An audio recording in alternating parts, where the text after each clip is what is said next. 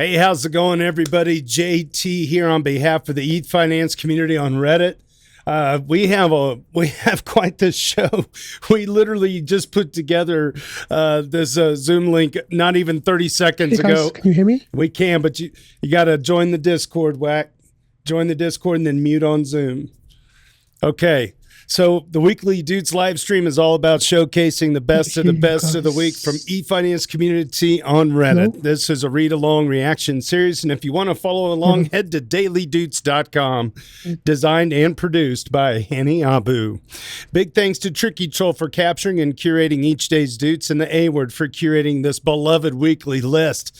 Subscribe to us on Apple and iTunes. Just search Ethfinance EV Mavericks. Also available on Libsyn, Spotify, and wherever you get your podcast. And we've got special guests today. My good friend Superphiz reached out just yesterday, and we were like, hey, you should come on the show. So Superphiz, welcome in, and Whack Attack from the Rocket Pool community dropped in. I'm not even kidding, 30 seconds ago. It's good to have both of you guys here. We have like 3 Rocket Pool node operators in one room. That's a party. What node? That's how it should always be. Well, gee whiz, man. So, yeah, put a ping out there on Rocket Pool if they want to come in and hang out with us for a little bit. Really glad, Superphiz, you were able to drop by. It's been a while since we've seen you on the podcast, and we always enjoy having you here. And I think you had some things you wanted to talk about, and Whack Attack has some things to talk about. But before we do this, we have to get to our morning roundup first.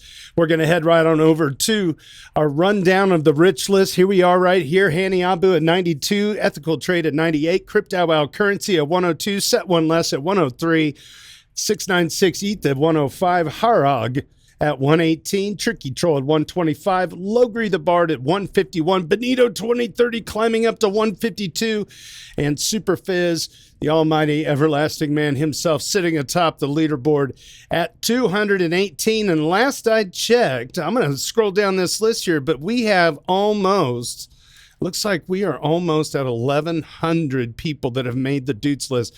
So from Superphiz down to Zorro at position 1096. Welcome in all of our brand new duders who have made the Weekly Doots lists. Upcoming guests, we have Paul Brody from EY on November 1st, November 22nd, Nico from Lotto PGF, and December 6th, Mac from Kiwi News.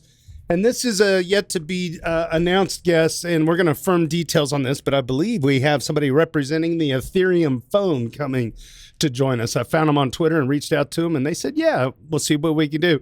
That's going to be sometime in November. All right, here we go. The morning roundup. We have day trader by H chimes in Ethereum. Frank the Tank gives us a score of $2,497 and $10.9 on that dismal ratio at 0.03688 on the Bitcoin ETH ratio. Our weekly haiku, courtesy of JS Tears. Think before you act. On chain, you are always tracked. The government got hacked. And that, my friends, I believe it was some funds that came from Bitwise. Was it Bitwise or something? There was a government wallet that got drained. Oh, boy. Welcome to the club, government. All right, and our ship post of the week, because we always like to save the best for first. User Tim with Not Tool Belt said, I thought Sol was the ETH killer. Shouldn't Kraken be building on Solana? Boom! There you go. Shouldn't Kraken be building on Solana? Well, there you go. Your ship post of the week. So we're going to pivot straight back over to our esteemed guests, Whack and Superphiz. So Whack, out of the respect of your time, because we never respect Superphiz's time, tell us what's going on in the Rocket Pool community. We got a big update coming out, it sounds like. Yeah, we have. So I think Jasper popped into Ethfinance a couple of days ago and kind of gave a little bit of a summary of what's going on. But there's 2 really big, exciting things that are happening right now. The first one is a product called Constellation, which is like a layer 2 on top of Rocket Pool, launched just over a week ago. And there are up to almost 500 validators now already. And I've talked about this and gotten, a daily do talking about node set and Constellation on Ethfinance before. Yeah, that's right. Yeah. So they launched, so it's basically if you are a node operator like on Rocket Pool or a solo staker, and if you've got really good performance for the last 3 months, then you can get invited to this permissioned set of node operators that they build on top of Rocket Pool. So the way that it works is they have their own LST, two of them actually, one for ETH called XRETH and one for RPL called XRPL. XRETH is special LST in that it is 100% solo staker rewards will be going to people who mint this token. So there's no like Lido 10% commission, there's no Rocket Pool 14% commission, none of that. You just get pure staking rewards, which is amazing. So they went live. They've got 130 node operators active already, got 500 validators between them.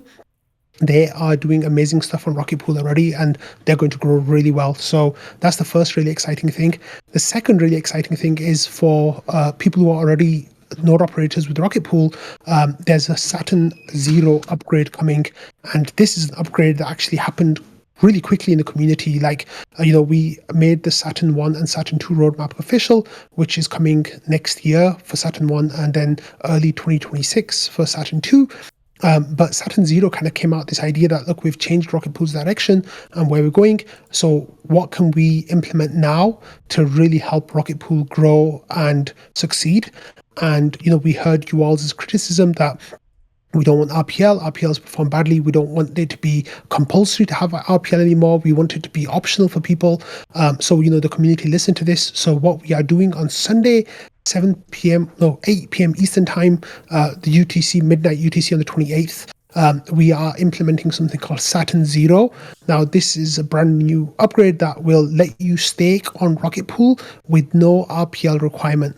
However, if you bring RPL, you will get extra rewards. I'm putting out a special episode of Rocket Fuel tomorrow that is going to explain everything that goes into this upgrade. So you guys can look out for that if you want more information. There's Twitter threads from Jasper that goes into this upgrade. There's Ethfinance posts from me and from others that go into this update, like daily dooted posts. But what we're really looking at is there's 4 different kind of node operators that we think would succeed hugely with this. So the first one is people who have 16 ETH validators, right? So they didn't want to go down to LEB8s because they didn't want to have as much RPL. Like, they wanted to have less of their portfolios RPL compared to, what you would need with LEB8s. Well, now there is absolutely no reason for those people to not go down because the RPL requirement has gone away. You go from, 1.14 times solo staking rewards on your 16 ETH validators all the way up to 1.3 times solo staking rewards. So your rewards go up like a very nice percentage there. If you do have RPL, you'll start getting bonus rewards on top of that, all the way up to 1.42 times solo staking rewards, depending on how much RPL you have. That caps out. The ETH rewards go up, capping out 10% collateral, which is kind of like where people are now.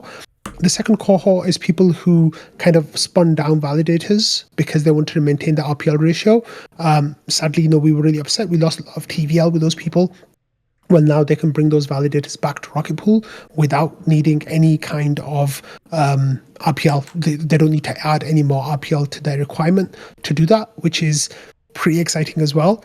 The third cohort is like new node operators, who like Rocket Pool, who love like the ethos of Rocket Pool, the Ethereum alignment of Rocket Pool, but they just couldn't bring themselves to buy any RPL. Well, now, we open the doors for these people and they're welcome to come without needing any RPL as well. And they can earn that, 1.3 times solo staking rewards.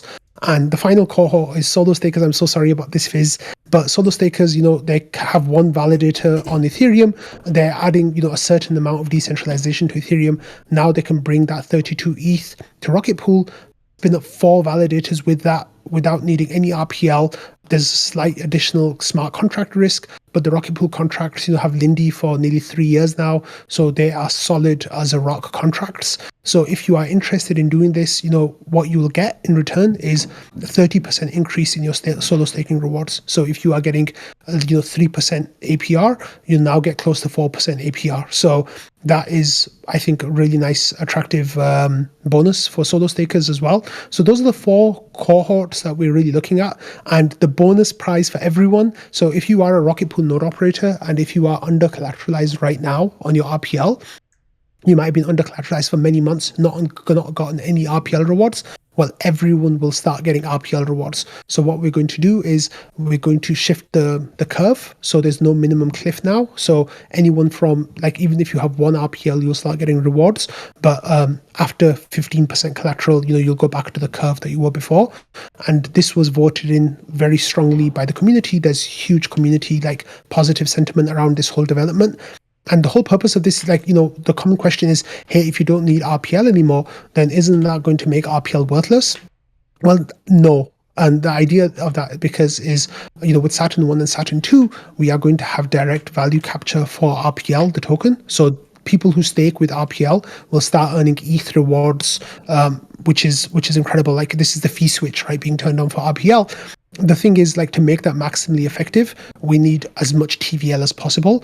And we basically don't want to go into Saturn 1 with limited TVL, because what will happen is, it'll be a damp squib on day one. People will be like, where are my ETH rewards? Whereas if we get the ball rolling now, if we can grow our TVL now, by the time Saturn 1 comes around, people will be like, wow, I'm getting really good ETH rewards here. Like, some of the modeling has come out to be like, 10% ETH rewards for your RPL. So that's 3 times ETH staking rewards, basically. But that, of course, that will hit an equilibrium eventually. It might be just, tracking above solo staking rewards, like maybe a percentage point higher, to kind of account for the fluctuation in the RPL price. But people will then get to pick how they want their exposure to RPL. And, we're getting ahead of all that by doing it now. So I've just been talking for like 5 or 10 minutes straight. So thank you so much for listening. If either of you or if anyone on the call has any questions, I'll be happy to answer them. Before, sadly, I can't stay for too long, so I'll have to dash. But thank you so much, JT, for giving me the opportunity to kind of explain this to your audience. The main thing is, if you are on the 16th ETH validator on Sunday night at 8 p.m. Eastern, bond reduce right away, because we've got 25,000 ETH in the deposit pool, and I expect that to be gone very, very quickly because of all these different cohorts that are going to be able to spin up validators with Rocket Pool, and we're going to get a queue. So if you want to get ahead of that, be early. Gas costs are normally quite low on Sunday nights, so you'll have a playground to act towards. But yeah, if you have any questions, I'm happy to answer them. Nice job. Superphiz, go ahead. I'm not offended at all by, well, I want people to solo stake from home. I want people to stake with 32 Ether from home. I do believe that is the gold standard for staking on Ethereum. But, I'm also happy to see Rocket Pool succeed. I'm obviously, like, a longtime fan. I'm a Rocket Pool staker. And I think for everyone, it's about balance. It's like finding the right balance for you. I have both solo and Rocket Pool validators, and it's me. It's finding my own balance. What would I be comfortable with in a worst case scenario? And it's just finding that balance. And that's not to cast any shadow on Rocket Pool. I don't ever expect, any loss. It's well secured. Yeah. But it's just finding balance. Yeah, and that's a really good point, Phiz, that you make. And I'm in the past, I've been kind of guilty of saying, hey, come to Rocket Pool because Rocket Pool is better than solo staking. But now I'm very much of the idea that, look, whatever works for you, we're just trying to make it as accessible as possible. So if Rocket Pool works for you, if you think the numbers make sense for you, then we will welcome you with open arms. But if you want to solo stake, then more power to you. Like, solo stakers are the backbone of Ethereum. We love solo staking. We love home staking. And like you, Phiz, many of our node operators actually have both solo staking rigs and Rocket Pool rigs. So, like, that's totally fine. You're welcome in our community. I also, this whole whatever works for you, and I say that so much myself, but whatever works for you ought to also be something that considers the decentralization and security of the network.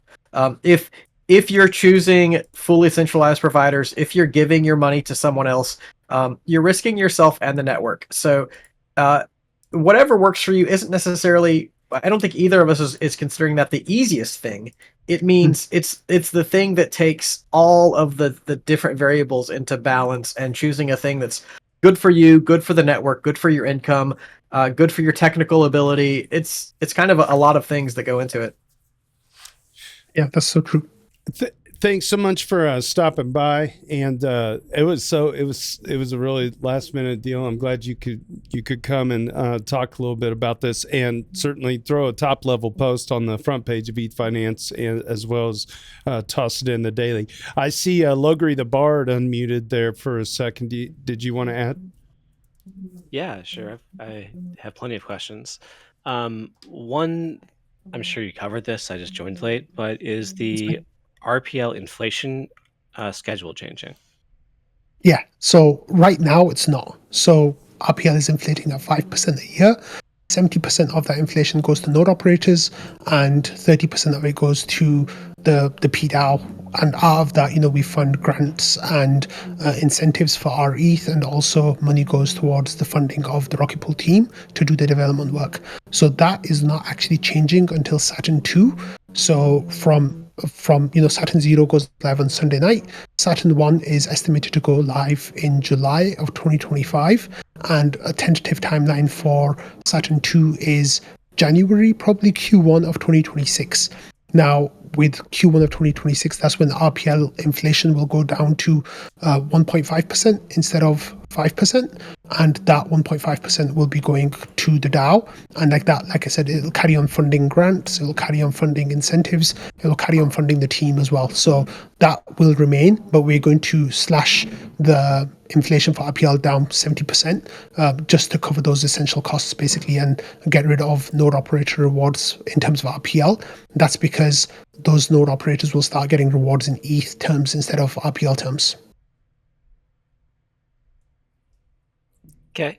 Other than that, I'd just say it feels a bit like a shift towards familiar billing models like Lido's using, where there's a fee that the Lido DAO, etc., takes, and then up to now there was no such fee, like value capture for Rocket Pool, right? It was everything went to the node operators and everything went to the RETH depositors, and that feels directionally right. Like you kind of have to, you can't just rely on inflation, right? That just drives things down eventually through debasement. So you have to rely on some type of fee sharing so that every necessary participant in the ecosystem is getting some of the money being made by the participants in the ecosystem, right?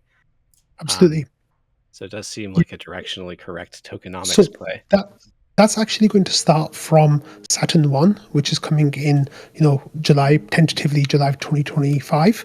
And at that point, what we're going to do is introduce something called a universal variable revenue split. So there are certain parameters that we are going to, like Rocket Pool earns, our income for the protocol is the 14% commission we get from our ETH holders. Now, what we do with that 14% commission is going to go into this URAS basically, and we're going to say, look, if we need node operators, then we're going to give node operators a little bit more from that 14%. If we need people to be more involved in governance, then we'll give people who stake with RPL a little bit more, that. And then if we are balanced out on all of those things, then some of that, well, in Saturn 1, it will just go towards people who stake RPL with their ETH. In Saturn 2, that's when we can change and add potentially a burn mechanism or some kind of buy RPL and provide liquidity kind of incentives as well. So that is still an active area of discussion for the community. But like I said, that's like a year and a half out potentially. So we've still got some time to figure that out. But the idea is that revenue split is coming to the RPL holders. I recall there was a variable rate on the commission at the launch of Rocket Pool, and all it caused was people to never deposit until the commission was on the higher end of the spectrum. So I wonder if bringing back your variable rate is going to bring back similar games on behalf of node operators. We've actually got a way of fixing that now. So in the original version of Rocket Pool, when you set up a validator, you were locked at that bond for the lifetime of the validator. However, with Saturn 1, what we're doing is introducing something called contract upgradability to the validators themselves. So right now those upgrades are opt-in. So it's up to the up to the node operator to apply changes to their validators. And if they don't do that, then those will stay the way they are forever. So those people who locked in those 20% commission rates, they're still locked in at that. There's nothing that Rocket Pool can do to change that. However, with Saturn 1, the incentives are going to be so good, the reward is going to be so good that we expect every node operator to migrate to something we're calling mega pools. And mega pools are going to be designed with that being upgradable by the protocol, not by the, it'll be like forced opt-in basically. So when we adjust those commission rates, it won't be for the lifetime of the mini pool anymore. It will depend on, what we need in the protocol. So that won't be the case anymore. So that gaming aspect of it will kind of go away. All right, good. Any other questions from anybody on Discord? And then I think we'll go from there. Yeah, like I said, post the top level stuff. Okay, so just a quick recap. Sunday is going to be the first plan of action, right? That people can execute some of this stuff on. And so find Whack Whack Attack on YouTube. He's got his podcast, Rock and Roll. And you said you're doing a special edition. When does that come out again? That's coming out tomorrow morning. Just an explainer of Saturn Zero, the update that's coming on Sunday, and just what it changes, how it helps node operators, what we're trying to achieve with it, what the purpose of it are. So it's like a nice 50-minute episode with one of the people who was involved in the research of it, and he just kind of explains the whole project. So if you want to know everything, that's what you want to listen to. If you want an overview of what's going on, then Jasper put out a really good tweet thread a couple of days ago that you can find quite near the top of his Twitter profile, and that explains a lot of Constellation from NodeSet and also Saturn Zero, and he's kind of presenting this as being a pivotal point in Rocket Pool, and changing Rocket Pool for the good. So check those out as well if you want that information. All right, Whack Whack Attack, find him on X, listen to the podcast, get your ETH ready. Looks like we're gonna have a party on Sunday. All right, take care, my friend. Yeah, we're gonna be partying. Thanks so much for stopping by. We'll see you later. Bye. All right, Superphiz, my man. You were talking about something in the daily. I have no idea what it was. Did you say emery or ephemeral? Do I ever have any idea what I'm talking about? Yeah, you sometimes do. You not. Well, I'm just glad. I'm glad you were able to make it back, my man. And I'm glad to hang out with you. We were supposed to hang out in person this weekend. You stood me up. My wife and I were going to go visit his lovely area, and it ended up being she could not find a substitute to hang out with the kids today. So for her birthday. And so she's at the school. Her birthday was yesterday. She's at the school hanging with the kids, doing what she does. Actually, they were so short-staffed at the school. I actually went back and did substitute teaching and hung out with the third grade for the day. I felt like I was back in familiar territory. But yeah, I wear a lot of different hats. Can we talk about school policy for a minute? Can we talk about how school districts don't really prioritize funding or staffing substitute positions, and they put teachers over a barrel when they need to take off, and they end up making them feel guilty? And I don't know, it's kind of so it's like they can say we couldn't find enough subs. There is this magic green stuff that makes subs it's amazing come out of the woodwork. I know. If you really wanted subs, they could materialize. Anyway, sorry. It's like the mycelium of the plant world, that funny green stuff we could. It's I don't even want to say on the live stream how much they pay substitute teachers, because it would blow people away, and it's like, man, these are these are our children, man. This is a some people don't know issue more than in my pre-Ethereum life. I worked in schools for 20 years, and it every day it was this this school-wide scramble to cover positions where teachers, they get sick, they deserve a day off, and there's just this mystery of why we can never find enough subs. Yeah. Anyway, I'm off topic, aren't I? Money is speech, and society is telling you how much it values the education of our children right now. Absolutely. Yeah. There you go. It's funny what that speech says. It's kind of discouraging. There you go. Yeah, I think there's a lot of discouraging speech if you look at it through that lens in our society. Yeah. And, you have to ask, how well is our governance system producing outcomes aligned with the values of the participants? And I think that poll again shows we're doing a pretty bad job of value alignment, right? But then still, I think there's some signal in there that like only we have so many problems that only the loudest and most like extinction causing ones even can get any attention, right? Like we can't solve just to name a few, like nuclear proliferation, wars, climate change, antibacterial resistance, ocean acidification. Like we got problems, right?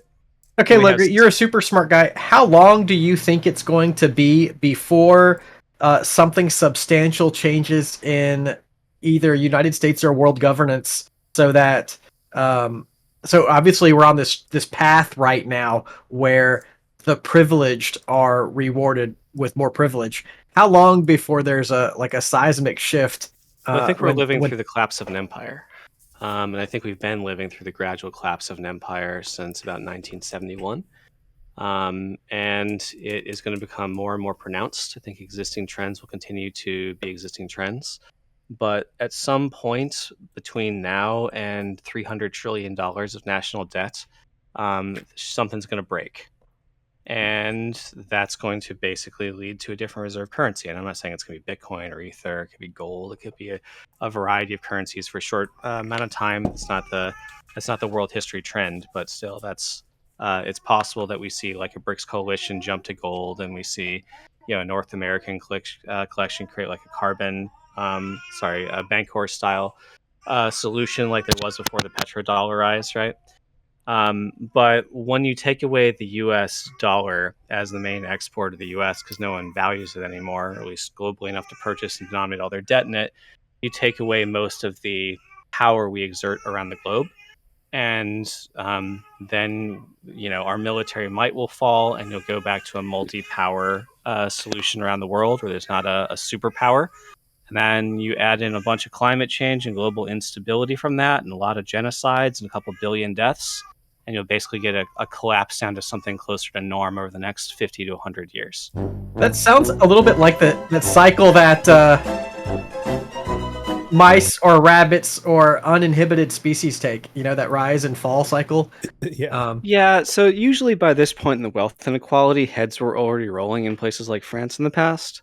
But due to current technology, I don't think that you can have a peasant revolt. Like a couple soldiers, the kill rate, the ratio of soldier to peasant, allows a small number of loyal military to suppress hundreds of millions of people effectively. Well, I don't think it requires physical suppression anymore. It's now technological suppression. I was going to get to that. And with the rise of AI and the ability to profile people and pick out leaders before unrest can organize, I think, and we waved away our rights with the Patriot Act. So all they have to do is accuse you of terrorism, and whoosh you go, right? So we no longer have the fundamental rights enshrined in law that protect us from that type of just, for example, the border control comes and snags you off the street like Trump had people do in Seattle and Oregon a while ago.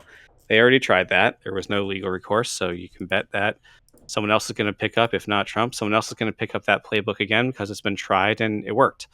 So the border control can come within like 100 miles of a border, which is pretty much the entire populated region of the U.S. When you account for shorelines, for example.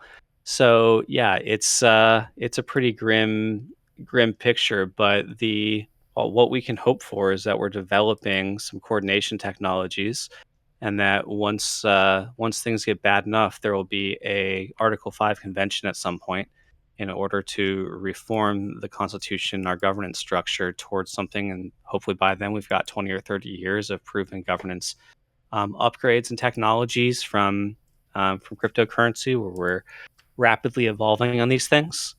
And hopefully the next generation will be able to produce a system that better aligns the outcomes of the values of its participants. The rise and fall of civilization. Yeah, it isn't just a U.S. problem though, right? It's going to be a global crash, and when you remove a Leviathan theory of justice or governance or imposition of will, currently all we have that's holding some of these things in check is the fact that someone has the biggest stick, and then that person is being reasonably ethical. when you remove that check on humanity, and you allow our worst impulses to rise with fear from immigration, instability, and mass migrations due to climate change, you can get some really dark news stories out of that. So yeah, you asked, and that's my shitty answer. That's the world I'm bringing my children into. That's exactly where we're aligned. So that's what I'm bringing my children into. So my question is, how do I insulate my children from that and prepare them for the world ahead? Right. Well, I think you prepare your children through the ephemery testnet. With a segue. That'll do it. Sure, they'll know what that is. You're a 4-year-old. Here you go. This is the ephemery testnet. No! Hey! Ephemery is the perfect testnet for a 4-year-old. Okay. Anyway, sorry. Though I came to chill. Actually, I came to hang out with JT, but I did want to shill ephemery. Yeah, let's do it. Okay, and so people love to accuse, like, I'm shilling ephemery, therefore I must be making money from ephemery. There's no money in ephemery. Well, okay, hold on. ETHStaker, I think, has given a grant of like 12K to ephemery. I'm not getting any money from ephemery. I just think it's a really cool and exciting thing that I want other people to know about. All right. One of the hardest things of getting started in Ethereum is not starting in Ethereum, but as a staker, is getting on a testnet, is getting that testnet ether and staking, and it can be hard. So the ephemery testnet it's an ephemeral testnet. It lasts 28 days and then it resets. All of the ether goes back to where it began, and you can go to a faucet and collect thousands and thousands of ephemery ether and feel super, super rich. It's really great in MetaMask when it shows that you have like $50 million of ether it's on a testnet. It's not real. So you can start with ephemery at ephemery.dev. It's a fancy word, so it's ephemery.dev. And ephemery.dev, it really has a lot of high-level resources that won't make sense to many people. But I created a YouTube video yesterday showing a walkthrough of how to get started on that testnet. And so it's really great. Like, if you want to be a staker, if you just want to understand how staking works, if you're 4 years old and you don't have much ETH to your name, you can get started with the ephemery testnet. I'm showing the website ephemery.dev. And so this is probably more nerdy than many people can handle. But if you search for Superphiz ephemery on Google, you'll find the YouTube video where I show a whole walkthrough of getting set up and getting a validator running. And it's really, I'm all about egalitarianism. I want everyone to have access. There we go. It's top one. And oh geez, yeah, I heard my own voice. It's just gonna show you how to get started, and then you can run a validator for 28 days, and then it's gone. Or if you want to test smart contracts, if you want to deploy contracts, and you're kind of new to it. My only caveat: ephemery is still being integrated into all of the clients. I've really encouraged other protocols to integrate as well. Right now, most things are designed for like mainnet and Haleski or whatever testnet. But I'm encouraging integration of ephemery so that people can test anything they want here. So yeah, that's my show. Cool. Ephemery.dev if you want to check that out, and check out Superphiz's video on getting it set up. He's got a 43-minute video that shows you all the steps you need to get going on that. Very cool. And it says testnet using Geth and Lodestar on this video. You released and it. So if 34. Sorry, go ahead. I just want to mention Geth and Lodestar. If you know anything about me, I'm obsessed with client diversity. It is probably one of the things I talk about more than anything. And Geth is a majority client. They have like 50% of validators right now. I don't normally encourage anyone to run Geth, but because they're still working on tooling and getting all of the clients working, Geth is just one that I was able to use.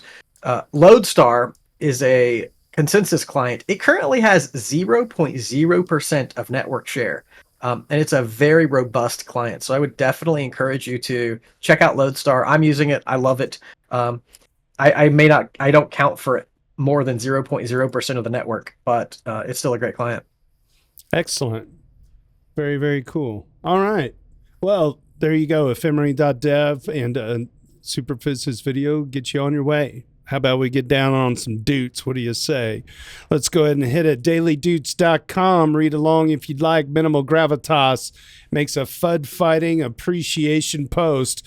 Minimal Gravitas is a Dooter number 42. Shout out to Epic Trader for pushing back on the misinformation and false narratives on RCC. And a reminder for anyone with an interest in this space to take a look over there and in our Ethereum periodically to provide some insights and sanity to discussions if you have any to spare. There's a lot of nonsense spread by Bitcoin maxis, Buttcoin moderators, and Alt L1 bag holders. And if you don't want them controlling the narrative on Ethereum, then you can be in the change you want to see. Yeah, very well said. I feel like it's been a crazy freaking battle last few months for sure. So get out there. All right. Our number four, Duder number 7 this week. Covers some quantum computing news, and user Harog, of course, provides more context. User our number 4 says Chinese researchers break RSA encryption with a quantum computer, and here's why it's not a problem. And there's a link to cryptostackexchange.com. Let's open this up briefly. Yeah. The question on here, this was 12 years ago. It was posted. Is it true that breaking a 1024-bit RSA key is as difficult as breaking a 128-bit symmetric key? I know breaking an RSA key is equivalent to factoring the modulus. To factor it, you have to see if any number between 2 and any number divided 2 divides n, right? But that would be still much greater than 2 to 128 trials, which is the worst case scenario for cracking a 128-bit AES key. Then how is breaking a 128-bit AES key the same? And then it goes on with a long explanation. And then Harog says to give a bit of context, they used D-Wave's quantum annealer, which normally are not called quantum computers as they use a different principle. Generally, these quantum annealers can only solve a very narrow set of optimization problems. When people talk about cracking cryptography, they always refer to proper quantum computers, for which example Shor's algorithm has been developed. And to the best of my knowledge, no one has a quantum computer to run Shor's algorithm, even for the smallest of RSA key links. The Chinese group found a way to use such a quantum annealer optimization to help factorize a 50-bit RSA integer. Nowadays, RSA key links should be at least 2,048 bits long and normally should be 4,096 bits long. To the best of my knowledge, the longest RSA key that has been cracked a few years ago was 829 bits long. Classical computers are still far ahead. As far as I see, the paper itself has been published in a very niche journal, which not really solidifies the credibility of their approach, as a review process in many of these journals is severely lacking, even more so than in established journals. As far as I see, the results are viewed negatively. See here for an example for a more in-depth discussion. That's at Forbes.com. Do not get me wrong, though, Harog goes on. Quantum computers are an important thing to keep in mind and follow. This result published by this group is just not very meaningful, but it might be a small step in the direction we expect the quantum computing space to go. Not today, not tomorrow, but in a few years. Overall, the progress is slower than I expected it a few years ago, but we are definitely in the direction of quantum computers becoming a problem for encryption in our lifetime. The source, I think a few years ago, the majority of large quantum computing labs ran a qubit stabilization algorithm I helped develop in the company. that I was working at. Holy crap, Harag. Not sure how many actually used it, but most of them bought it. I left the company many years ago, but still meet former colleagues and we chat about development in this space. Great job, Harag. Thank you for replying to our number 4 on computing news and quantum computers in general. Tricky Troll starts a discussion about FUD busting Ethereum.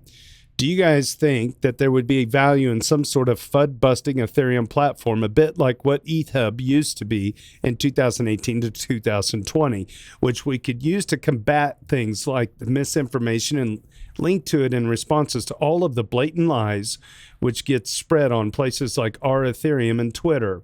I'm still unemployed after finishing my master's, and I love learning more about Ethereum and helping to bust all of the FUD in other subreddits. But I don't know anything about making websites. And then also finding a way to integrate the easy answers and information into places where it is needed, like our Ethereum and Twitter. Maybe this could be a good project to spin out of the EV Mavericks. Anyway, I'd happily create content for such a place. A bit like more permanent posts like many duders here make from time to time. A bit of an Ethereum FUD fighting handbook. I actually just did a grant ecosystem outline for eStaker, and I could tell you that there's plenty of grant money up for grabs for legitimate projects. So what do you guys think? Is such a thing needed? Does it already exist? And if it is needed and doesn't already exist, we could spin something up out of this community. Wow. Okay, that's interesting. I got my own thoughts Sounds on like this. a lot of work. It sounds like a lot of work, but I feel like the name of the website should be notsofast.com or something like that. Like, there's got to be something. My reply was, can we just like train an AI on this, and then have the website just, you spit in the misinformation, it spits out a reply you can copy paste and drop there. Yeah, it's almost like AI generated community notes on a certain topic. Yeah, so as these topics come up, we just, continue training the model with the extra information. So old FUD still has the old training data, and I don't think it would take that much iteration. I mean, I've got the H100s like available if anyone wants to make the training set and work on that with me. Yeah. Tricky Troll looks like he's down. He's down for giving it a shot. I don't think Tricky Troll has any idea how to label data for training AI, but no, but I'm saying, like, if you connect with them and you he's willing to write content. Yeah, he's willing to do some work towards this. This is a thing that's been so frustrating is we have all these friends on Ethfinance. We have friends on, Telegram and friends on Discord, and everybody is complaining about the same thing. It's the complaining about being barbelled by, just fake innovation in other places, coupled with like the Bitcoin narrative, this whole barbell situation of information. They're just frankly tired of fighting. And it's like, what is there that could drive any permanence of truth? Like the value set of most people in Ethereum is, decentralization first, right? The problem fundamentally is Brandolini's law, which states that the effort required to refute bullshit is an order of magnitude more than required to create it. So unless we can figure out something like an AI to get the cost of refuting bullshit down by an order of magnitude, and then even if we have an equivalent amount of effort, we're still only going to get 10% of the result from the people that are generating the bullshit. Yeah. The people that are generating the bullshit are also the ones profiting from it. So they have every motivation to work harder than we do. Yeah. So we have, if we want to organize on this, I'm fine. As I said, I have something I can offer, but we need to be smart about it. Yeah. And maybe Tricky wants to learn, some AI skills. It'd be good for him anyway. Yeah. But yeah, we need to. If it could be I'm willing to host it. Willing to host it. I'll say that. Yeah, good. See, that's just it. It's like running this podcast is reaching hardly anybody. It's reaching all the people I like, but it's not really changing anybody's minds out there, and haters aren't going to listen to it anyway. But it would be nice whenever the FUD comes around, if there was just this general honeypot of information that even people like Anthony Sassano and Anti-Prosynthesis on X or whoever, they could just be like, nope, here's the facts, boom, and just get on with it, and be able to read the replies. I don't know. It is lofty, like you said. It's going to be a big undertaking, and Sassano would like to work with us as well. I mean, imagine a website where you go in there, you stick in your FUD or your misinformation, it spits out your prompt that says like what an automatic reply would be, and then if you don't like that one, you could submit an alternative for review, and then we can have people like Tricky or Anthony Sassano or Justin Drake, whatever, fact check these things so that bad data doesn't get in there, and then as good data gets in there, we just keep training the model and evolving on it, right? Yeah, I mean that's actually at that point an organization, but there's not. I mean, I think you could use some like Gitcoin grants to fund that, right? Yeah, I think we talked about Gitcoin grants in one of these posts, and it's way more sustainable of an option than having Minimal Gravitas and Tricky Troll, and Sassano like just burn the fuck out. That's what's happening. It's like it's like it's sad. I've never seen more depression. And it's like there's so many things. Yeah, I agree. It's weird. The price is at like 2,500, and you'd think it was at 200. Exactly. Like you'd think that everyone lost their shirt, and everyone's just like, "Oh no!" Yeah, it's like look at all this stuff. It's a little bit of entitlement, certainly, but I think as I've said before, it also just feels unfair. Like we know that from the network fundamentals, we're doing fine. We know that like the devs are shipping what they say they're going to be shipping, that the plan is unfolding as well as was anticipated. So it's like we bought into this plan, they're executing, everything seems to be working, and the price is just being out competed by scams and unsustainable and bullshit and like maxi troll FUD and armies of minions, I guess, right? Like not any intelligence behind them, but just a swarm of them. And we are Legion. I can respect that, but I also can respect the power of automation technology. So when I look at how to fight that, I'm an AI engineer. So when all you know is a hammer, every problem looks like a nail. Yeah, so that's how I would approach it. Right on.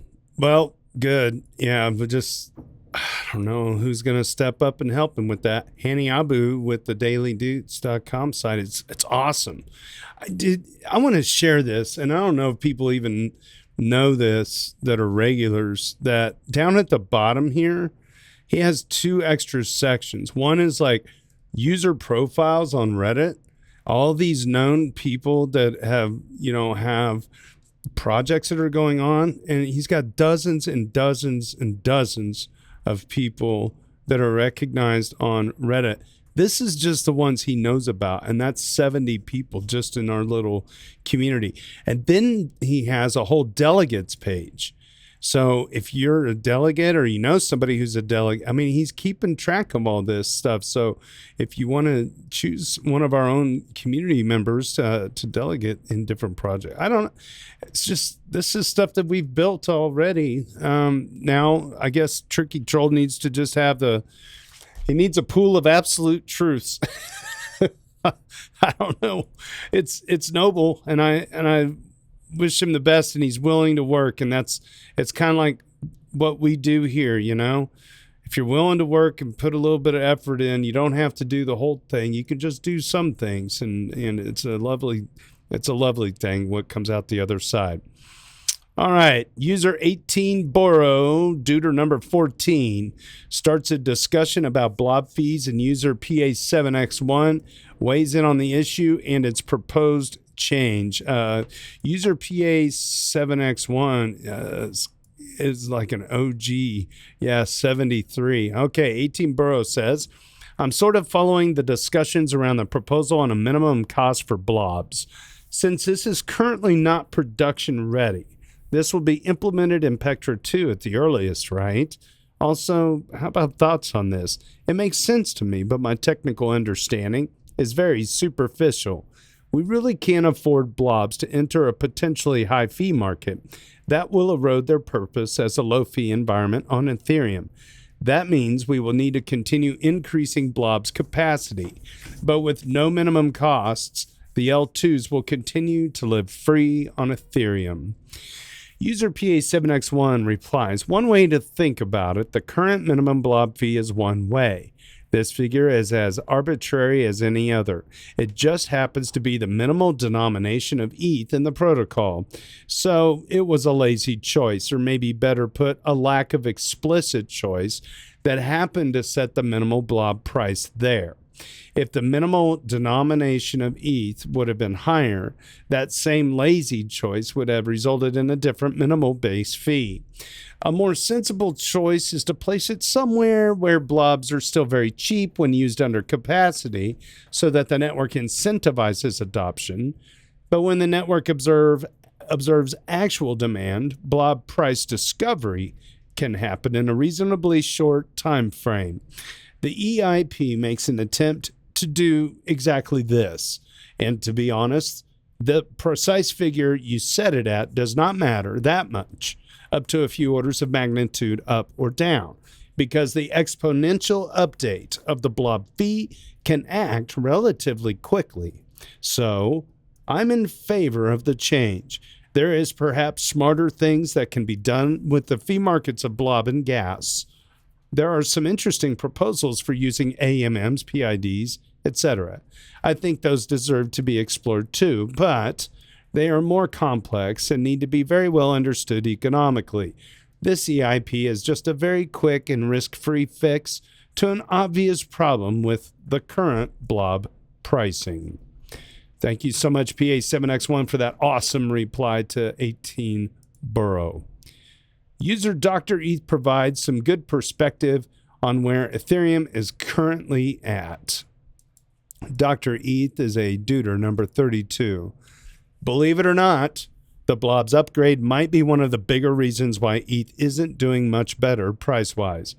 I'm not sure if traders generally consider this a factor, though I would imagine they do, given that ETH performed much better relative to BTC as it had historically between the merge and the last upgrade. Blobs have given the apparent impression that Ethereum is empty and with no activity. The L2 scaling roadmap allows for absolutely explosive activity on L2s, but it makes L1 seem deserted when that L2 activity isn't saturating L1. Is this bad? No, it's fantastic. It is just a consequence of the upgrade and activity not exploding just yet. But this is an illusion. If you take a look at L2 beat in mid-2023 and today, the amount of new L2s is absolutely ridiculous. It seems like there's more new L2s than new apps, and it is insanely easy to underestimate the potential effects of this. While everyone is looking at useless ratios like ETH-BTC or ETH-SOL, plenty of new projects are appearing to develop their own L2s. Ethereum is no longer just an app chain, it's a chain of chains. This is Sparta! Pretty much what Polkadot or Cosmos set out to be, but in a more open way, so to speak. I don't understand in full depth the implementation of app chains in these two other projects, but in Ethereum, I know projects can have plenty of different configurations regarding where data is stored, where execution happens, etc., etc. The appearance of macro protocols like eigenlayers a clear telling that there's money to be made in scaling Ethereum. And this is where I presume most of the investor liquidity coming to fund projects on Ethereum is going. I'd be worried when this stops, but not right now. In some ways, what has been built on Ethereum is the ability to have external anchored applications, chains, or other products of this kind, which benefit from inheriting some level of security from the base layer blockchain. So, who's using this? Users, I guess? Right now, there may not be enough activity to justify the price increasing, as Ethereum being saturated in some way equates to cash flows. Right now, given that the future of Ethereum's L2 and base layer explosive activity is on pause as the upgrade just kicked in earlier this year, it is hard for investors to estimate the value of those cash flows. For BTC, the expectation that Bitcoin, the blockchain, will make any changes to itself in order to accommodate new feature sets is pretty much non-existent. On Ethereum, the fact that the base layer can be upgraded and changed allows for new concepts to emerge, for current concepts to be improved, etc. So Ethereum is inherently dependent on the combination of upgrades and activity improving its future cash flows, such as fees from on-chain activity. Right now, this is lackluster or inconsistent. So once this activity starts kicking in, which might depend or not on price, the consistency of those cash flows will be more visible. Basically, it's hard to justify investing large amounts of capital in a peer-to-peer network native currency when there's not enough certainty about its future cash flows. Before the upgrade, such a comparatively meaningless amount of activity would saturate the chain that future cash flows were easier to expect. I think there's several reasons why BTC is outperforming ETH this year. Number one, historically, this is the pattern in bullish periods. BTC outperforms, then it doesn't. Number two, the BTC ETF started trading earlier in the year when the war in the Middle East wasn't at its absolute height of explosiveness, when the economy had a better outlook because the high interest rates hadn't affected the U.S. job market, the profitability of the carry trade, etc. There's many macroeconomic reasons we can point out, but back in early 2024, things looked way better than now, even when plenty of banks had collapsed the year prior due to high interest rates. They don't look that bad now, but the outlook was very bleak during the summer. Number three, the ETH ETFs were a complete uncertainty, and now they're a reality, but they started trading in quite literally the weakest moment in the markets of this year. Number four, network activity on Ethereum has apparently subsided significantly. Not really, but this is what it would seem like to the untrained eye. This is related to what I explained in the post. Number five, BTC is simply more popular, not only due to its brand name, that too, but very importantly because it is a very static, unchanging asset with very little medium-term uncertainty akin to gold, which is something investors like. ETH is more uncertain. Number six, BTC seems to have no competition. ETH seems to have competition, even if it really doesn't. You really have to be really deep into the rabbit hole to understand the value of ETH and the Ethereum blockchain beyond the surface level perspective and investor trading many assets in a traditional sense would have. Many traders trade based on cash flows and certainty of cash flows, and Ethereum carries some uncertainty with it and is having a weak year in terms of cash flows. I won't get into why Sol is outperforming ETH in any meaningful level of detail, but in short, from my perspective, the hype around meme coins, the fact that it's a smaller market cap asset, the price is lower and you can buy a whole unit of it. There's apparent activity on it. It's boosted by entities that want to pump the shit out of it to seek exit liquidity. It has a lot of marketing due to the previous point. It has provided extraordinary returns this year, so there's expectation that this will keep happening. Most of the supply is held by entities that don't sell it, such as large stakers and node operators, which additionally receive most of the inflation, etc., etc. If anyone reads this wall of text, please correct me if you find any flaws in my reasoning. I hope it helps some have perspective as to why I believe ETH's performance this year has been lackluster comparatively to other assets. So, my gosh, man, that was a journey. Dr. ETH, killer stuff. It's kind of a little low-gree sounding, if you ask me. It was very well written. User Grow the Pie. User Grow the Pie brings us Layer 2 ecosystem updates. Grow the Pie is a relative newcomer. They have a news channel, and they are this week's Duder number 6. Layer 2 update. Sorry I haven't been as active lately. In real life sometimes gets in the way, but I'm happy with the longer L2 update to try and cover everything I have missed. Layer 2s are growing so fast, they have normalized all-time highs. Ooh, wow. Layer 2s have more value locked in ETH than stable coins. I did not know that. Layer 2 stable coins have grown the equivalent of a small country's GDP this year. Base fees spiked to 20 cents largely due to Prime. Base throughput continues to be raised weekly. Layer 2 DeFi transaction count is on the rise. Metis active addresses reach all-time high. Optimism transaction count on the rise. Arbitrum seeing gas fee spikes for NFT usage. Tyco transaction count making a strong recovery, putting them back in second place. Base multi-chain activity is trending downwards while others are increasing. You can now compare on-chain economics on our economics page.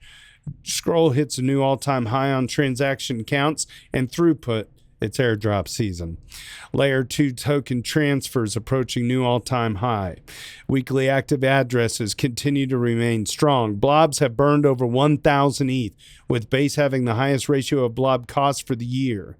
A new report by Coinbase. They have the Guide to Crypto Markets Q4 2024 featuring Ethereum and Layer 2s favorably. Mantle and Scroll TVL are both on the rise and battling to beat each other. We continue to track more Layer 2s, adding Derive and Odorly with more to come. Reminder, if you need to find an address, use our labels page. Base is on track to double the throughput of the whole Layer 2 ecosystem in less than a year. Good luck. Jeez. We had some great Gitcoin rounds thanks to all the donated. Small donations make a big difference. Grow the Pie is now active on-chain governance, currently for ZK Zinc, Arbitrum, and Optimism, and more on the way. Please consider delegating to us. We have improved our Zoom feature. Layer 2 TVL measured in ETH is up only. Blobs have seen spikes in the past, but not so much in the past 90 days with us approaching the target. Is this going to change? Ethereum doesn't have problems. Ethereum has improvements waiting to be implemented. Layer 2s are part of that solution. Gosh, that's a tweet by itself. Reminder to compare Layer 2's use on our single chain pages and use the compare feature. Over half of the Layer 2s we cover are general purpose, and they account for 97.9% of weekly active addresses. Vitalik highlights optimism in working on chain-neutral cross-chain interfaces.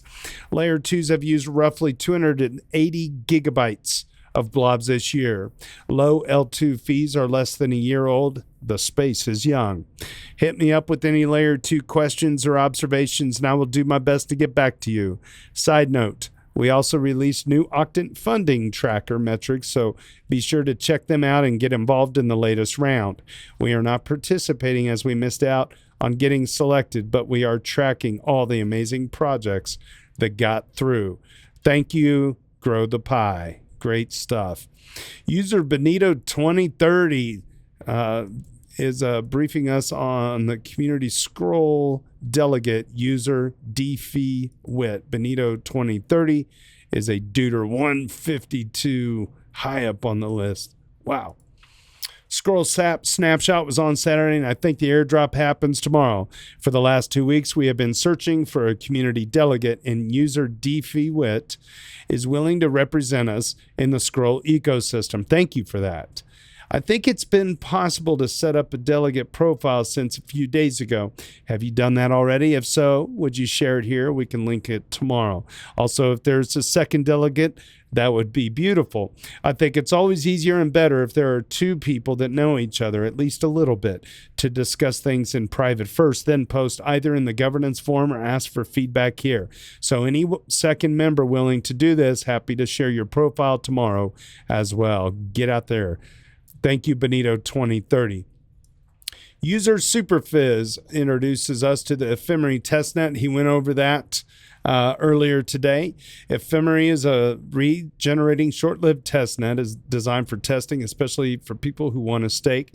The testnet resets every 28 days, and all the unused ether is recycled. My current understanding is that if you're running an active validator, you can keep that 32 ether in the new instance. All right. So he says, I think the most exciting thing for me is the opportunity to play slashing games without any fear of consequences. I hope you'll join me. Oh, man, that's awesome. Good job. All right. Cool. Superphiz getting out there with those stakers. Go team! User 696 ETH brings us the EV Mavericks weekly recap. User 696 is he's a guy that helps out a lot on Twitter, as well as behind the scenes on the Daily Doots or the Weekly Doots podcast, getting the word out there. He is a 105. 696. All right, so he's got a blog and newsletter available on Paragraph. Number 1 on the list, Octane Epoch 5 allocation window has started and runs until October 27th. If you have GLM staked, please support the Doots and Astus. Oh, good. So there you go. Get the Doots and the Astus right there on the Octane.app. I need to get in there and see if I've got some more. I need to do the Astus Mev relay as well. Let's see. So, yeah, did you get any of the GLM from Octans, BT? Are you in that group? I did. I think I got some. Yeah, I don't have my The actual amount of like earnings you have is probably less than a cent, but the multiplier for contributing is like 160x. So it's worth giving away your like $2. Yeah, Even if you have to pay $2 in gas because of the effect, the multiplier. Let me see. Maybe I could connect my wallet here. Let's see. See if I have any more to give. Yeah. So James gave me some GLM. I remember. Let me see if okay. There's me. All right. You can see what I'm doing here. Go to the home page. Personal allocation. Enter GLM. Yeah. See your rewards up there. See how it's like tiny? It's like 0.0053 or above that. Actually, you scroll down, but it's scroll up. Go all the way up. Total rewards. Yeah, you have your current rewards of 0.0053 and your total rewards of 0.0085. Those are tiny numbers, right? Right. However, because of the multiplier, it will still amount to a decent amount. So if you go to your shopping cart in the upper right, Doots currently have the podcast. Doots cast, matching. See that 119x? So if you give 0.0053 ETH away, it will match 0.6304 ETH to the Doots podcast. If you want to also add your Asus relay to your shopping cart, you can split your 0.0053 amongst those two. Yeah, let's do it. How about that? We're doing it live. AETHIR. No, is it? Yeah, whatever. AES. There it is. There we go. Hit the heart. Okay. You're right. Okay, so you just need to. Let me X out of this real quick, and then there should be 2 things in your shopping cart now, so you should just be able to click the shopping cart. I'm gonna go and refresh. Okay. Right. Paranoid man. Yeah. So let me edit. There we go. Did I do that? Okay. A little buggy, yeah. Okay, so donate it all. Donate it all, and it's gonna split it. And then look at that 0.70 to Astus and point. Keep talking. I'm gonna log into my Lattice. Your fancy $400 desktop computer. Yeah.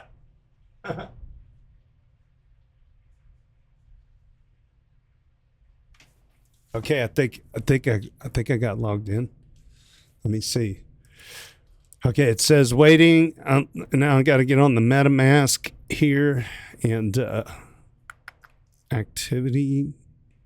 Oh, am I supposed to be like on the Optimism or something? Let me switch over. What? Oh, here. Let's try it again. Excuse me. Why is it doing this? I don't want to back up now. This is the thing that kills me is the pop-up on the freaking MetaMask hides like what you're trying to do. Okay, so there's that. And then it should pop. Yep. Groovy, baby. I think I made it. Yeah, I was touching things. And things. Very cool. There we go. Whoa, it said 207x. So that ended up being a 1.1 ETH impact. Yep, told you. It's got a huge, has the multiplier. It's a huge impact. So be sure to give away the proceeds on your GLM, that like 3.5%. Be sure to give that away. Okay. And I just do that every epoch whenever it comes up. Whenever it comes up. That's right. Yeah, because I bought a bunch of GLM once upon a time. When they first started, I just was like, hey, I'm going to do some stuff with this. And then I guess it like kind of spits out some more. I love this place. You know what? I mean, this is so wholesome. It's pretty rad what's going on there at Octant. I mean, this is the kind of stuff the world needs to know about, you know? Not the... Oh, we've had James on to tell him. We've done our part. I know. I don't know what more we can do.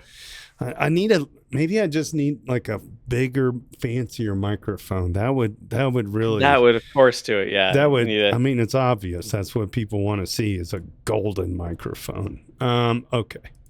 So, great job. Oh, there's a certain group of people who follow Richard Hart that certainly want to see a golden microphone. Oh, does he use a golden microphone? If you've never seen his backdrop, it is pretentious as fuck. Okay, is this on the YouTubes? Where is that? Yeah. Okay. Richard Hart. Is he's still allowed to like? He's still scamming. Yeah. Oh wow, amazing.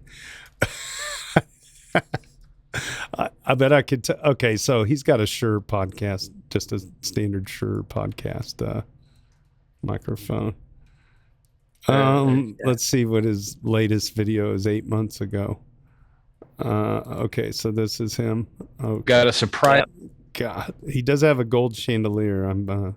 He's sitting on a literal throne. He's got his gold chandelier. He's got his like chromiumed watches beside him. He's got his like crystal swan in the white display case there.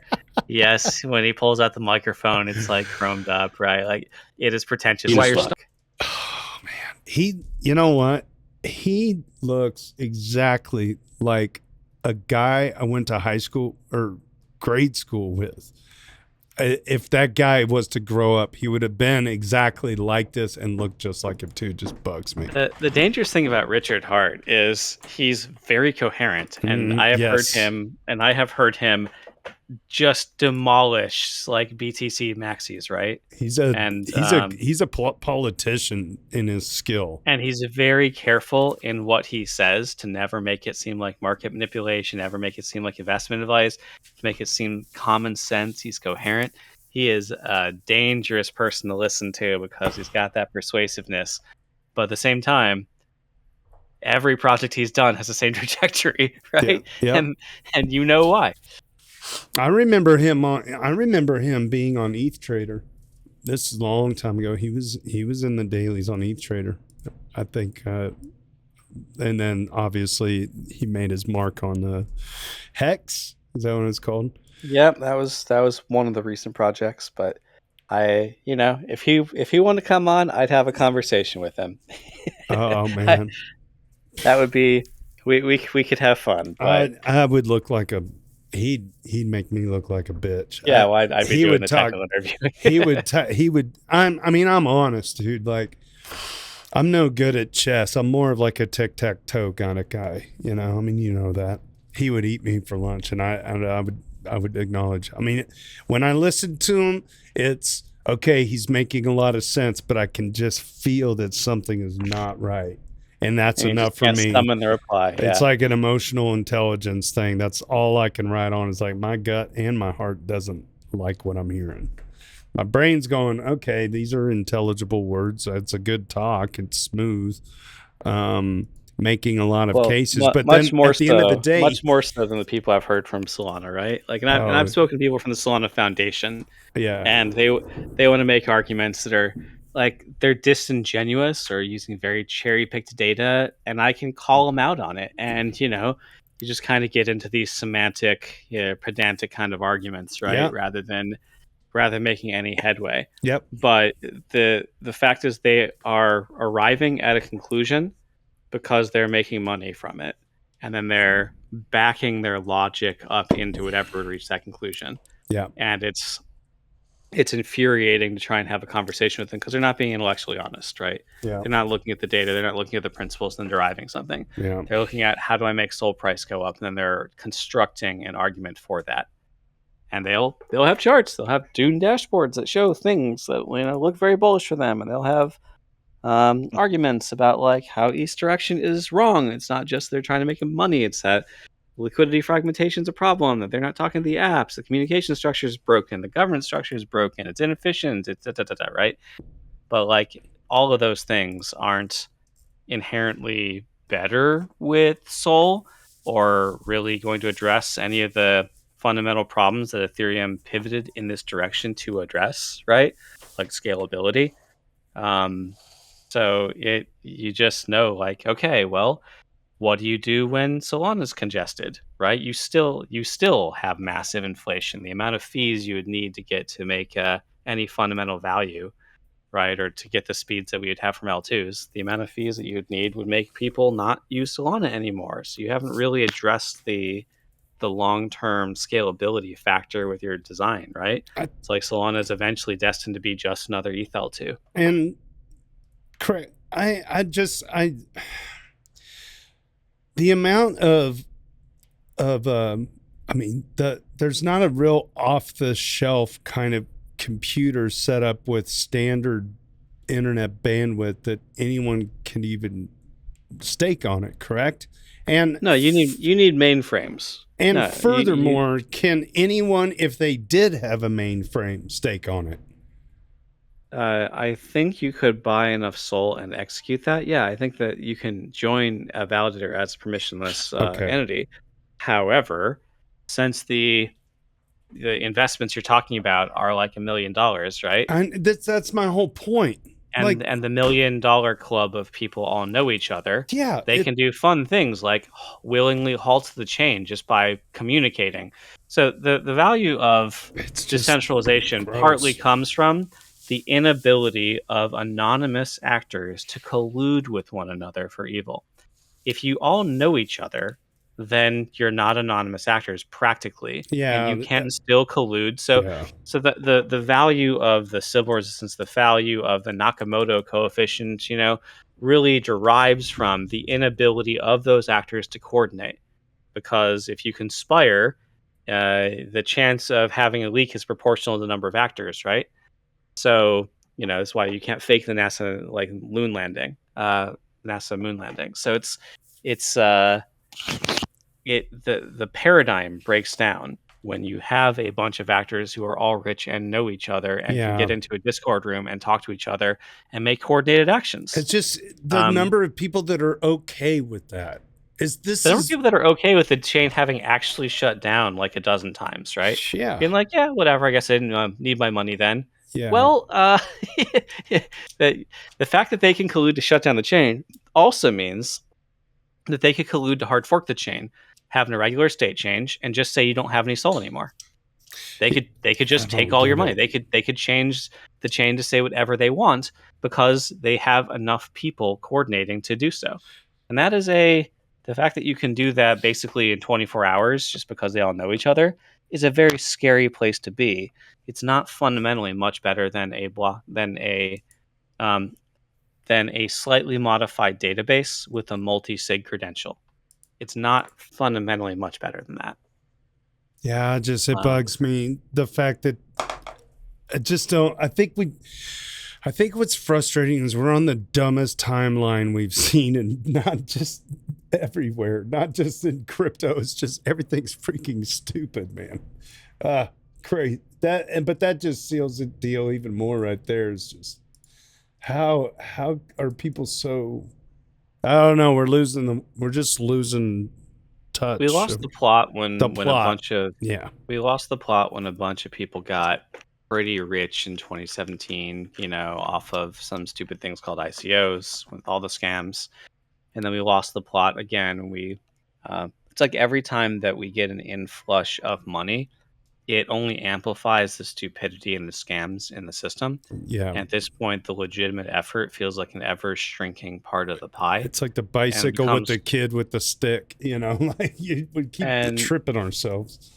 Yeah, it's not even just that. We're just diluting. There's like a goodness entropy in the space because the incentive structure is that people who are dishonest can make more money, right? With meme coins, with Hex, with Solana, with VCs. Like everyone's out to make their dollar in the cryptocurrency ecosystem. Yeah, and they have made a lot of those dollars, and that has allowed them to amplify their voices and do it again better next time, right? Yeah. So the power in the ecosystem has been flowing increasingly to less informed, like deliberately misleading takes at the expense of more legitimate thought, deeper thought, deeper governance systems, things like Gitcoin grants, things like digital ID systems. Those things have been kind of put to the back burner, at least amongst the crypto Twitter and the social media ecosystem that we have, right? Yeah, it's like the marketing versus technology dollar ratio is, for going back to Solana, it's so out of whack. Like, I don't even know if is there anything. When I think of public goods on Ethereum, I have switched my thinking over from being crypto-centered public goods to just public goods in general. And I just don't know where the ethos is in any other community that thinks like that. And that just kind of bugs me, I guess. Like, they don't have their own version of charity or whatever. I don't even know if charity is the right word. Not even an attempt at it. Okay. Well, right, they don't even have an attempt at that. That's not even a goal, right? Yeah. Changing the world for the better is not something they are even trying to do. Yeah. So it's and they're very honest about that. Yeah. But the people that at least I'm trying to spend more of my time around are trying to make a positive impact on the world. Despite all of it. Mm-hmm. Yeah, and that definitely shifting my attention, like with all the doom and gloom in Ethfinance, I just haven't been as much a regular poster there because, well, I can get most of the worthwhile stuff out of the Doots and then use more of my time on making a positive impact in the world. Yeah, and the problem is I hope it doesn't become a feedback loop of a downward spiral where it's like more fear and FUD begets less posting, which begets less duding, which begets less involvement. Mm-hmm. I'm here. I can be a little bit puzzled in a moment, but it's gonna take a lot to break me. I'm kind of too dumb to be broken anyway, so it works to my advantage. Like, I'm still enjoying it. We just did a thing on the Octane app today, thanks to you illuminating it. So we got time for two more Doots here. Interweaver discusses the difference between price and value. Oh, here we go. I like it already. Duder number 49. Interweaver says, "It is fascinating to me how many people here and elsewhere still haven't realized that price and value are two separate concepts, only extremely loosely bound by the collective unintelligence of the market. On one hand, this means that poor price performance does not and should not imply anything about the fundamental value of something. Many are Ethfinance posters," that's a funny sub, by the way, "make that mistake. They say ETH, the asset, performing badly compared to the other cherry-picked assets on certain cherry-picked timelines, and feel the need to build a counterfactual narrative about how Ethereum, the platform, must therefore be falling behind on most fundamental metrics." That, I'm going to interject here, that's actually very well said.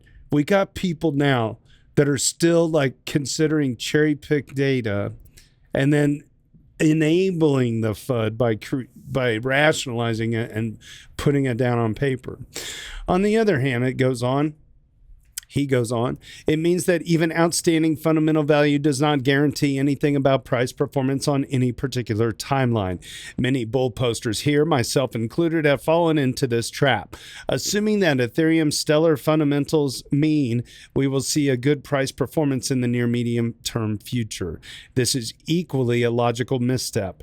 The most innately valuable asset in the world can be sold for precisely $0 if nobody understands why it should be valued.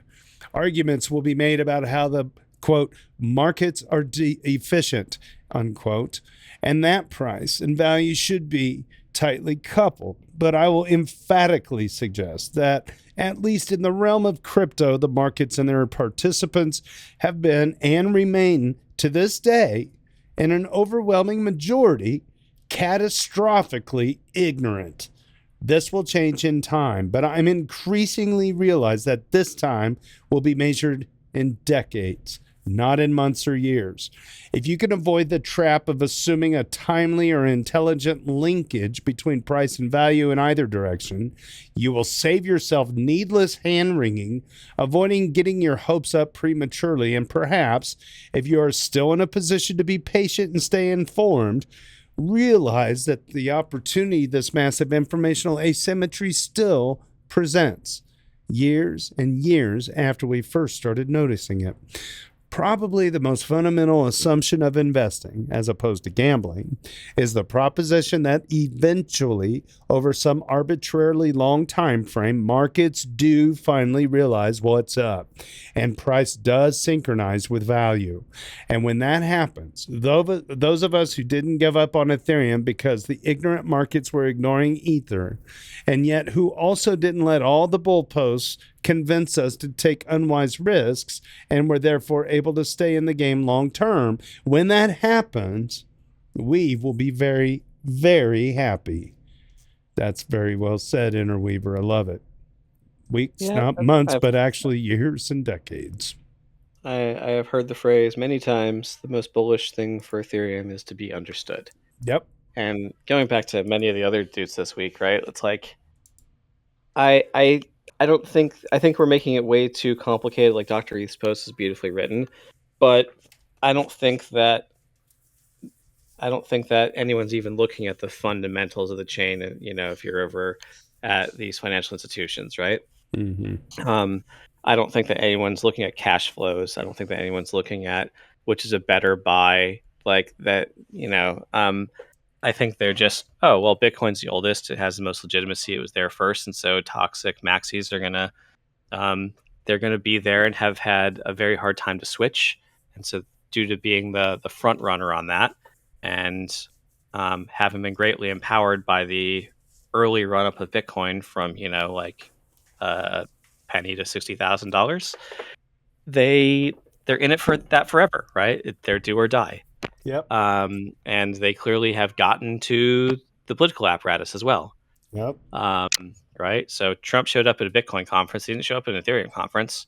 It took an extra year or two for Larry Fink to even mention Ethereum, really. RFK did, though, for what it's worth. For what it's worth. Eat Denver from him for what it's worth. For what it's worth. Just my point is, I think that the actual reason why it's not getting picked up institutionally, the actual reason why the ETF is not getting bought as much, the actual reason why we're underperforming for inflows is just Ethereum isn't understood, right? No one's taking the time to understand it. I agree. And the people that are running the institutions, there's just somebody revealed, I don't know if it was on X or whatever, it was maybe Van Eck. I'm trying to remember which one.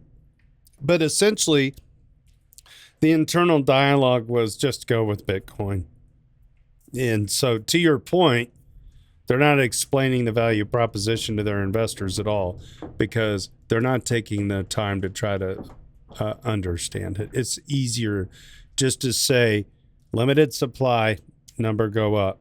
Here's the chart. Any questions? No. 10 years? Perfect. Put my money there. It has never gone backwards. It's a decorrelated asset, right? So totally. by their investment strategy, they are obligated to allocate some portion of the retirement fund to cryptocurrency as a decorrelated asset. Which asset? Just go with Bitcoin. It really, no one is looking at cash flow. No one is looking at block saturation, blobs, liquidity fragmentation. Not yet. They're never going to actually use the chain, by the way, right? Yeah. It's gonna stay in a custodian the entire time that they hold it. And that custodian just moves it from one, database record to another in order to transfer ownership. So it's not even using the chain. It even withdrawing is going to be limited to authorized participants. So if you want to arbitrage it, you can. Well, someone can, but you can't. It's more accurate. It is just going to be that way, I'm afraid, until someone like BlackRock really takes up, far beyond Biddle and starts to, or someone like Coinbase actually makes coin tokens that represent shares of stock and that can be traded on the Ethereum mainnet. Yeah. Until there's another really major breakthrough and some regulatory certainty that allows someone like Coinbase to take those risks, because they've been doing very benign things and still getting sued by the SEC for them. So they're going to tread cautiously, and it's going to be a long time where it's not going to happen in the US, right? But eventually, it's just such a good idea, right? Fundamentally, the technology has so many benefits that it'll catch on. Well, it's not in the time frame we're hoping. It's going to be the meme of, let's fast forward in the future. Now shares of ETFs are actually traded on chain, and there's still some intern at a major office eating glue talking about Bitcoin. The meme with the kid in the glue bottle sitting there spousing about whatever. All right, user Next Level Fantasy. This is going to round out our week. User Next Level Fantasy is a duder number 2, and they brought out the GG22 is live posts, a Gitcoin round, over $1.4 million in matching funds. So make sure your passport.xyz score is updated. I need to get in there. Enjoy the perpetual vibes in the 24/7 Let's Grow live Twitter space, and Gitcoin is hosting spaces as well. Gitcoin open source software rounds include dev tooling, Web3 infrastructure, DApps and apps, and hackathon alumni. The community rounds, land regenerators, Ma Earth grants round 2, ENS ecosystem, Bio5 pathfinders, growing the public gardens, Allo builders advancement, regen citizens genesis, and youth in need. And that's going to round out this week's Daily Doots and or the Weekly Doots podcast. I'm glad you guys could join us this week. Thanks for subbing and smashing the bells. Make sure you guys like and subscribe. All those things help us out up in that algorithm magic thing in the sky they got going on. Stick around after the live stream, because we continue the party in the hotel lobby on Discord for a bonus hour of popcorn. It's a fun place to let loose when the parents aren't watching on YouTube. Hi, Mom. On behalf of Ethfinance and the JT, cheers and big hugs from Kansas City.